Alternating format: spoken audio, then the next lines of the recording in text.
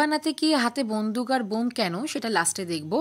এখন আপাতত ক্রাম কোট করে ফ্রিজে রাখার পর আমি ফাইনাল কোটিং করে নিচ্ছি। এরকম একটা ফ্লেক্সিবল স্ক্র্যাপার দিয়ে আমি সাইডটা ফিনিশিং দিয়ে নেব এবং আস্তে আস্তে ওপরেরও ফিনিশিংটা আমি কমপ্লিট করে নেব। যেমন তোমরা দেখতে পাচ্ছ, যে কোনো কালারের কেকই আমি প্রথমে হোয়াইট ক্রিম দিয়ে ভালো করে ফিনিশিং দিয়ে নিই, যাতে করে ক্রিমের টেস্টও না চেঞ্জ হয় এবং কালারও যেন বেশি না লাগে, কারণ কালারের টেস্ট ভালো হয় না।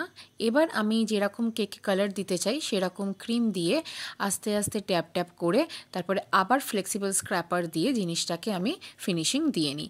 এখানে একটু উডেন টেক্সচার দেওয়ার জন্য আমি ব্রাশ ইউজ করেছি। এবার আমি একটা ফ্রেশ টুথপিক দিয়ে একটা রোড ড্র করে নিচ্ছি।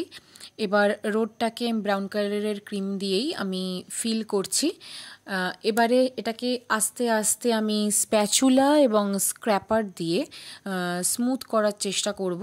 যেমন দেখতে পাচ্ছ এখানে করছি আমি, স্ক্র্যাপার দিয়েও আমি স্মুথ করে নেব। এবারে হোয়াইট কালারের ক্রিম দিয়ে রোডের মাঝখানে যে ডিভাইডার মতো থাকে সেটা ড্র করে নেব।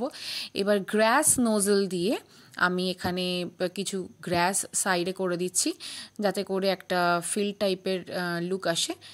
দেন দেখতেই পাচ্ছ এটা কি থিমের কেক, এটা ফ্রি ফায়ার থিমের কেক। এবারে আসল রহস্যের উন্মোচন, যে হাতে বন্দুক আর বোম কেন। দেখতে পাচ্ছ এখানে ফ্রি ফায়ার থিমের কেক হয়েছে, তাই বোম আর বন্দুক দিয়ে ডেকোরেশন করেছি। তোমাদের যদি আমার কাজ ভালো লাগে আর আরও যদি এরকম কাজ দেখতে চাও তাহলে কমেন্ট করো অবশ্যই, and please do subscribe and like my channel. Bye bye.